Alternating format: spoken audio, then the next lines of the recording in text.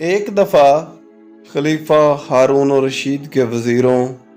اور اس کے جاسوسوں نے حضرت بہلول کے خلاف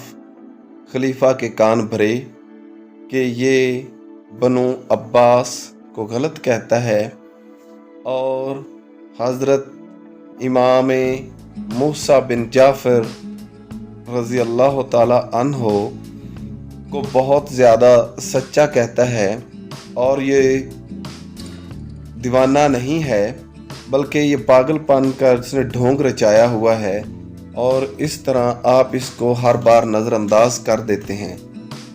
خلیفہ کو بہت زیادہ غصہ آیا۔ اس نے اپنے وزیروں کو حکم دیا، اپنے سپاہیوں کو، کہ اس کو پکڑ کر دربار میں میرے سامنے پیش کیا جائے۔ گویا اس کے سپاہیوں نے ہارون کو پکڑ کر اس کے دربار میں لے آئے، اور جیسے ہی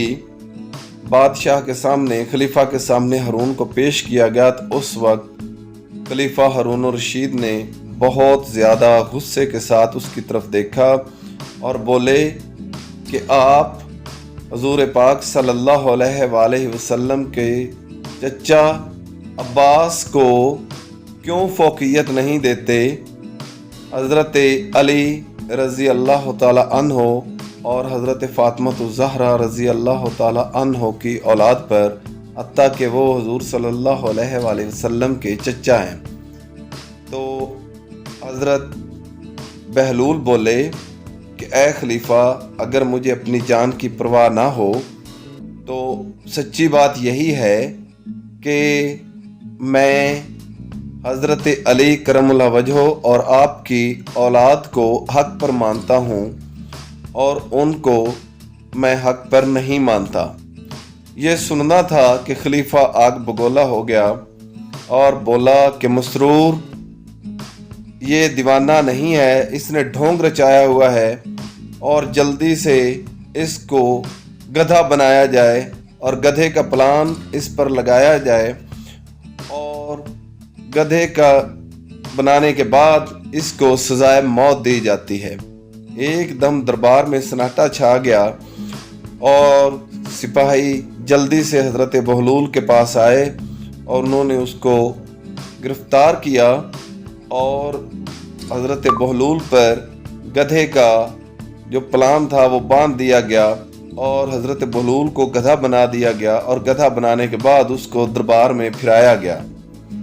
جب حضرت بہلول کو دربار میں پھرایا جا رہا تھا، اور پھرانے کے بعد واپس حرم میں پھرانے کے بعد، حرم سے پھرانے کے بعد جب واپس لے جایا جا رہا تھا، تو اتنے میں وہاں پر دربار میں جعفر برمکی آئے، اور انہوں نے حضرت بہلول کو پہچان لیا اور بولے کہ یہ کیا غضب کر رہے ہو؟ یہ تو پاگل ہے، دیوانہ ہے، اور آپ اس پر ظلم و ستم کر رہے ہو۔ وہ جلدی سے حضرت بہلول کے پاس آئے اور حضرت بہلول سے بولے کہ حضرت بہلول، جناب بہلول، یہ کیا ہوا ہے؟ تجھے کیوں اس طرح یہ گدھا بنایا گیا ہے؟ حضرت بہلول بولے کہ جناب، میں نے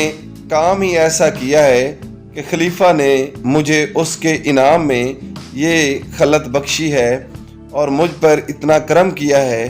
کہ مجھے گدھا بنا دیا گیا ہے۔ یہ سنتے ہی خلیفہ کی ہنسی نکل گئی، اور وہ مسکرا دیے، اور ان کا مسکرانا تھا کہ پورا دربار جو ہے وہ مسکرانے لگا، ہنسنے لگا، اور جعفر برمکی کے اس طرح مداخلت کرنے پر حضرت بہلول کو چھوڑ دیا گیا۔ خلیفہ نے حکم دیا کہ مسرور اس کو چھوڑ دیا جائے، اور اس کو نئے کپڑے دیے جائیں، اور اشرفیوں سے اس کی مدد کی جائے۔ تو اس طرح حضرت بہلول کو جب چھوڑ دیا گیا اور ان کو کپڑے وغیرہ دیے گئے، تو حضرت بہلول نے لینے سے انکار کر دیا۔ تو خلیفہ بولے کہ اے بہلول، میں چاہتا ہوں کہ کسی نہ کسی طرح تمہاری مدد کروں، اس لیے کچھ تو تم لے کر جاؤ۔ اور اپنے سپاہیوں کو اس نے حکم دیا کہ اشرفیاں لا کر بہلول کو دی جائیں۔ جب بہلول کو وہ اشرفیاں لا کر انہوں نے دے دیں، تو اس وقت पहले तो हज़रत बहलूल ने लेने से साफ इनकार कर दिया, मगर बाद में बादशाह के इसरार पर हज़रत बहलूल ने अशरफियाँ रख लीं और थोड़ा सा आगे चल दिया। और थोड़ा सा आगे जाने के बाद फिर वापस आया और आकर कहने लगा कि ए खलीफा, ए हारून रशीद, मैंने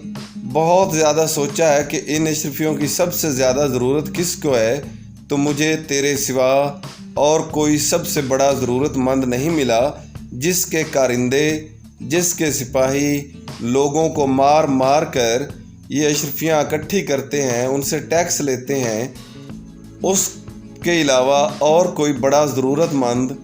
यहाँ पर बगदाद में हो ही नहीं सकता। तो इसलिए ये अपनी अशरफियाँ अपने पास रखो। और इस तरह उसने उसको अशरफियाँ वापस दी और वहाँ से चल दिया।